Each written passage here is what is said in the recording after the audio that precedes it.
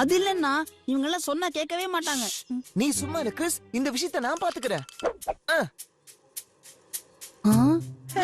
கோலு நல்லா மாட்டினா. எங்க அண்ணன் கிட்ட சட்னியாக போறான் இப்போ பாரு.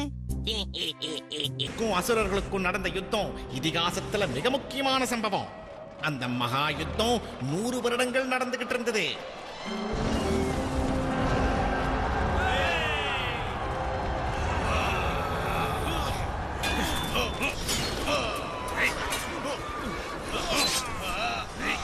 அசுரர்களுக்கெல்லாம் தலைவனாயிருந்தவன் மிக பயங்கரமான கொடூரமான துஷ்டாசுர். தன்னோட மிகப்பெரிய சேனை மூலமா தேவர்களை அவன் தவிடுபொடியாக்கிக்கிட்டு இருந்தான்.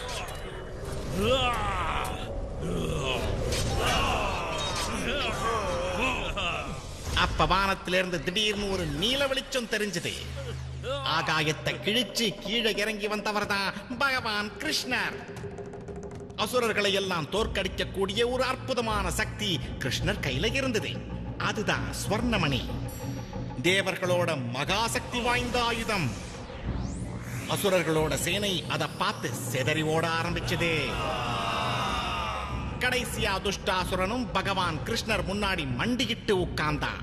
ஸ்வர்ணமணி ஆயுதத்தால அவனை தாக்கிறதுக்கு கிருஷ்ணர் ஆயத்தமானப்ப துஷ்டாசுரன் நடுநடுங்கிக்கிட்டு இருந்தான். மன்னிச்சிடுங்க பிரபு, என்ன மன்னிச்சிடுங்க. என்ன மன்னிச்சிடுங்க, என்ன மன்னிச்சிடுங்க, என்ன மன்னிச்சிடுங்க. துஷ்டாசுரா, இந்த ஸ்வர்ணமணி ஆயுதம் உன்னை சாம்பலாக்காம விடாது. மன்னிச்சிடுங்க பிரபு, என்ன மன்னிச்சிடுங்க.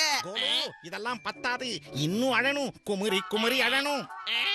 என்ன சொல்றீங்க, அழுவுறதா? ஆமா, நீ துஷ்டாசுரே. இங்கதான் உங்களுக்கு அந்த புதையல் கிடைக்கும். இதுதான் அந்த புதையலை கண்டுபிடிக்கிறதுக்கான மேப். மேப்பா?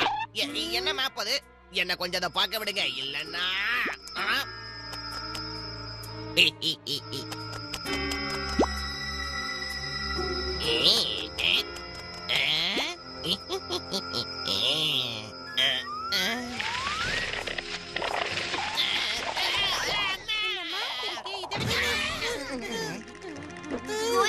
என்னாச்சு உனக்கு? அங்க ஒரு ராட்சசன் இருக்கான். நாம ரொம்ப ஜாக்கிரதையா இருக்கணும், ஏன்னா இந்த காட்டுல அதிக ஆபத்து இருக்கு.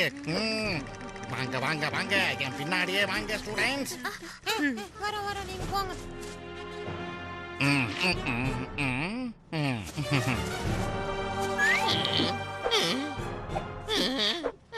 ஏன் இப்படி பயந்து நடுங்குற கோலு?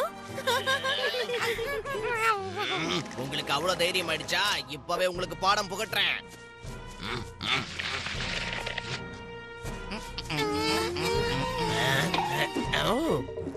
எறும்புகளா? பிங்கி, இப்ப நீ பச்சை குழந்தை மாதிரி அழ போற.